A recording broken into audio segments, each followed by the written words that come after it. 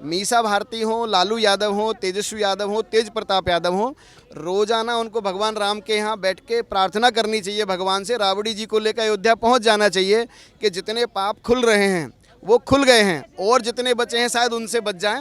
नमस्कार, स्वागत है आपका प्यारा हिंदुस्तान पर। मैं हूं आपके साथ शेरिन। जिस तरीके से आज बिहार की राजनीति में उथल पुथल जो है वो शांत तो हो गई है, जहां एक तरफ एनडीए की सरकार बन चुकी है तो वहीं दूसरी तरफ अब तेजस्वी यादव जो ये कह रहे थे कि अगर नीतीश कुमार ने गठबंधन छोड़ दिया है तो उन्हें कोई दुख नहीं है, तो वहीं दूसरी तरफ इंडी गठबंधन के लिए ये बड़ा झटका नजर आ रहा है, क्योंकि एक तरफ महागठबंधन से दूरी बनाती हुई नजर आ रही है ममता बनर्जी, तो वहीं दूसरी तरफ देखिए बिहार में जो सियासी हलचल है ये कहीं ना कहीं लालू यादव के परिवार के लिए बड़ी समस्या की बात है। क्योंकि एक तरफ देखिए जमीन के बदले जो नौकरी का मामला था उसमें ईडी की छापेमारी और जो जांच है वो शुरू हो चुकी है, तो वहीं दूसरी तरफ आज जो प्रेस वार्ता जो की गई है ईडी की तरफ से उसमें भी बड़े खुलासे हुए हैं। इस पूरे मामले पर विस्तार से बात करते हैं। हमारे साथ मौजूद हैं राजनीतिक विश्लेषक संदेश यादव जी, जो कि बिहार की पृष्ठभूमि से ही जुड़े हुए हैं।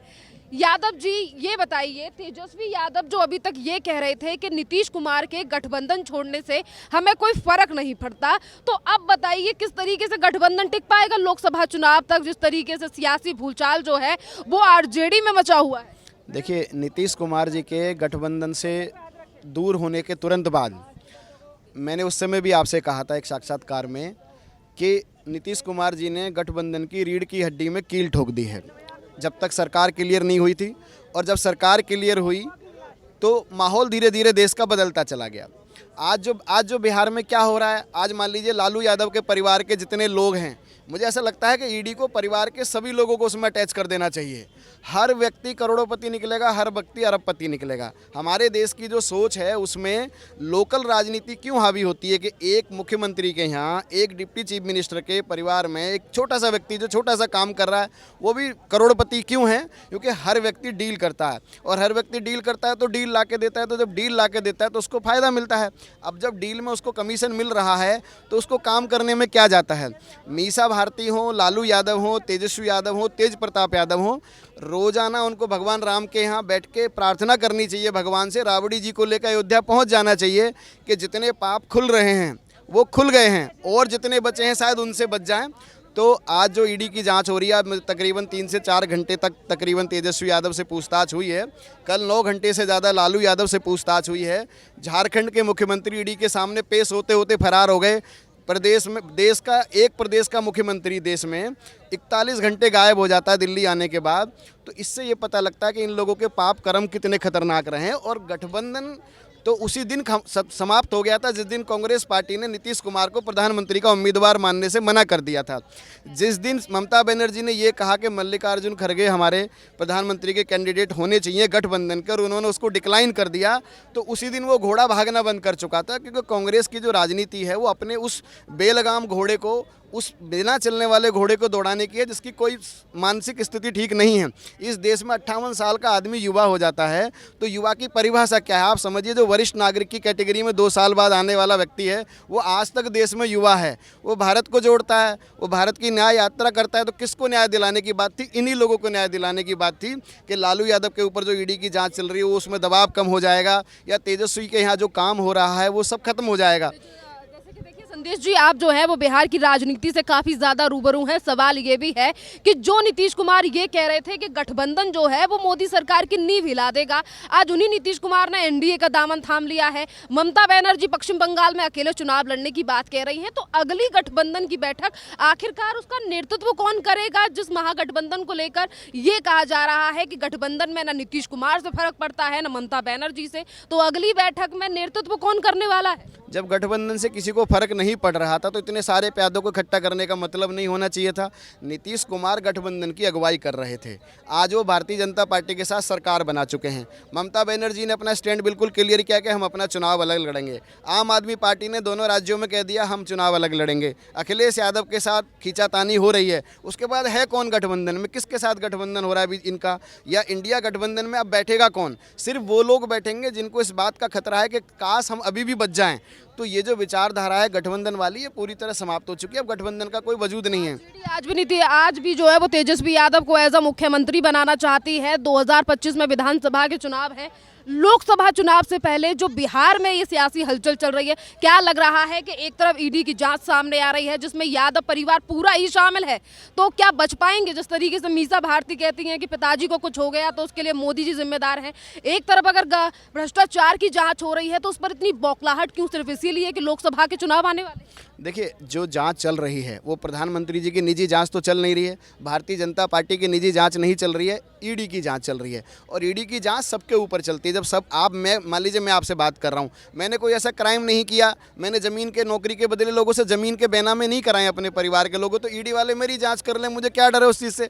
डरता कौन है? मीसा भारती को किस बात का डर है? और ईडी वाले कोई लालू यादव को मारने के लिए थोड़ी बैठे हैं। अब जब आपको अपने पाप दिन प्रतिदिन खुलते दिखाई दे रहे हैं, आपने जो राजनीति की, जो आपने प्लानिंग करके जो पार्ट प्ले किया है, आपको ये लगता था कि ये नहीं खुलेगा, लेकिन जब सिस्टम अपना काम करना शुरू करता है तो परत दर परत बहुत सारी चीज़ें खुल जाती हैं। आज वो चीज़ें खुल रही हैं, खुल के आएंगी सामने। अब चाहे कोई ये बोले कि गिरगिट जिम्मेदार है, चाहे कोई बोले प्रधानमंत्री जिम्मेदार है, तो ये सब बातें अब अधर में खत्म हो चुकी, इनका कोई वजूद नहीं है। ईडी अपना काम करेगा और ईडी की जांच में अगर ये दोषी पाए जाते हैं पूर्ण तरीके से, तो मेरे हिसाब से इनको सजा भी होनी चाहिए। अभी तक तो लालू यादव के ये कह रहे थे कि मोदी को उखाड़ फेंकेंगे, अब कैसे?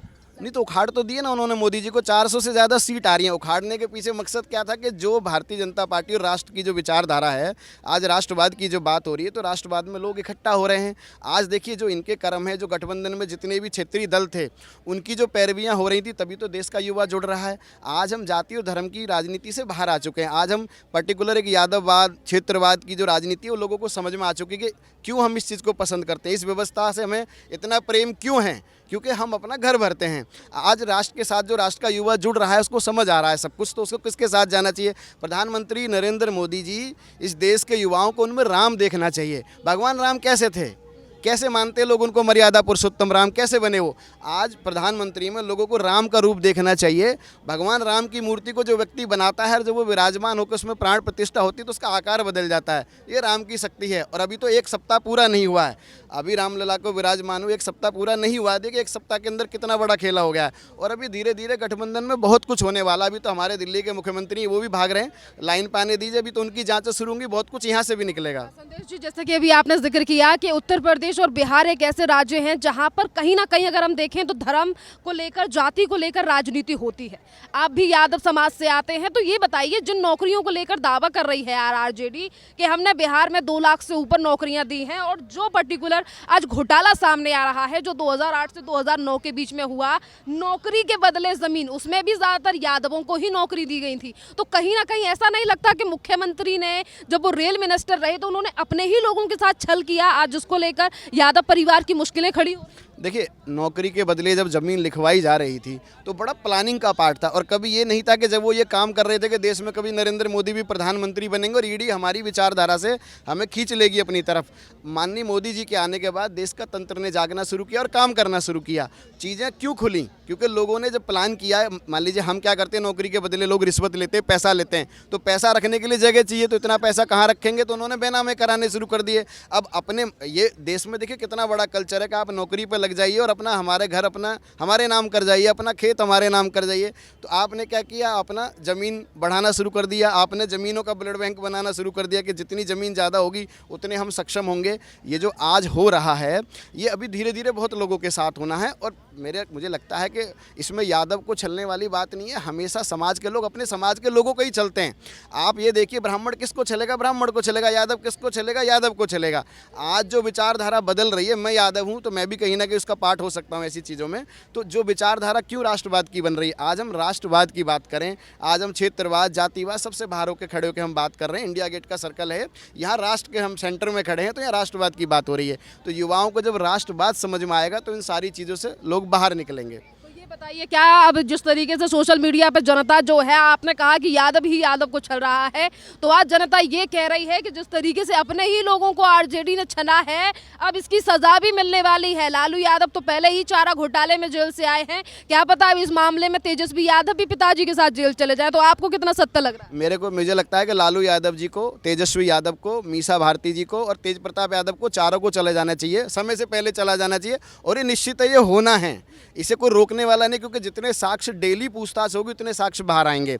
जो साक्ष्य पैदा हो रहे हैं उनसे पता लग रहा है कि उनका जेल जाना बिल्कुल फिक्स हो चुका है। तो सब साथ में चले जाएं, तो साथ में राम नाम की जप करें आराम से बैठ के। अपने पाप काटने का ये समय है इस देश के। नहीं किया तो डर क्यों है आज? वही तो सोचने वाली बात है। जब आपने घोटाला नहीं किया तो आप डर के क्यों चल रहे हैं? आप सामने खड़े हो जाइए सीधा, जो वो सवाल पूछ रही ईडी उनका जवाब दीजिए। ईडी कभी भी राजनीतिक प्रभाव से प्रेरित होने वाला संस्थान नहीं होता है। ईडी सीबीआई सरकार के तंत्र से काम नहीं करते हैं। ऐसे तो फिर आज केजरीवाल को 4 नोटिस दे दिए, आज मान लीजिए हेमंत सोरेन को 9 से 10 नोटिस जा चुके हैं। अगर इतना प्रभाव सरकार का ईडी पे होता तो पहले दिन ही सब कुछ हो गया होता। तो ये राजनीति की जो दिशा है ये बदल रही है और हमको इस बदलती दिशा के साथ आगे बढ़ना चाहिए। लोकसभा चुनाव से पहले गठबंधन के लिए बड़ा झटका बिहार से ही लगा। गठबंधन तो खत्म हो गया, बिहार से बहुत पहले खत्म हो चुका है। और गठबंधन की चर्चा इस देश के युवाओं को छोड़ देनी चाहिए। अब राष्ट्र की लाइन में खड़े होकर राष्ट्र के साथ चलना चाहिए। हमारा देश कहाँ जा रहा है, हम किस विचारधारा पे हैं। इस देश में G20 का आयोजन हो रहा है। दुनिया के बड़े बड़े मुस्लिम देश सनातन संस्कृति को बढ़ावा दे रहे हैं। आप देखिए ईरान में हनुमान चालीसा पढ़ी जा रही है। योगा जो हो रहा है हमारे देश का इतना विख्यात एक खेल के रूप में, जिसे हम साधना के रूप में देखते हैं। आज देखिए सऊदी अरब योगा की विश्व चैंपियनशिप करा रहा है। आप सारी दुनिया उन चीज़ों से बाहर आ रही है और हम अभी राष्ट्र की बातों में एक दूसरे के साथ लगे हुए हैं। लालू यादव हो, अखिलेश यादव हो, तेजस्वी यादव, इन लोगों ने देश को क्या दिया? इन लोगों ने सिर्फ देश को जातिवाद और धर्मवाद दिया। किसने बताया कि आप कौन हैं?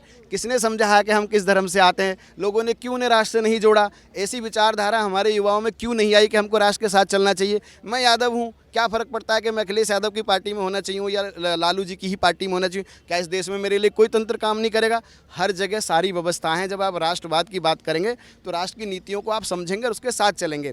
जातिवाद का जो जहर घोला गया है वो ऐसे ही लोगों ने तो घोला है और ये अपने लोगों को सबसे ज़्यादा बेवकूफ़ बनाते हैं। लालू यादव जी ने चारा घोटाला जब किया, आप कल्पना कर सकते हैं कि चारा भी घोटाला हो सकता है। बहुत समय तक तो लोगों को समझ में नहीं आया कि चारा घोटाला भी हो सकता है। ऐसे ही ज़मीन का घोटाला है कि उन्होंने प्लान किया ना कि भाई जॉब के बदले ज़मीन, तो नाम राशि समीकरण उन्होंने बनाया कि भाई तुम जॉब ले लो और हमें ज़मीन दे दो। तो किसको ख़त्म करने की कोशिश की? अपने समाज के लोगों को, अपने राज्य के लोगों को। इस देश में बिहार को बिहारी किसने बनाया?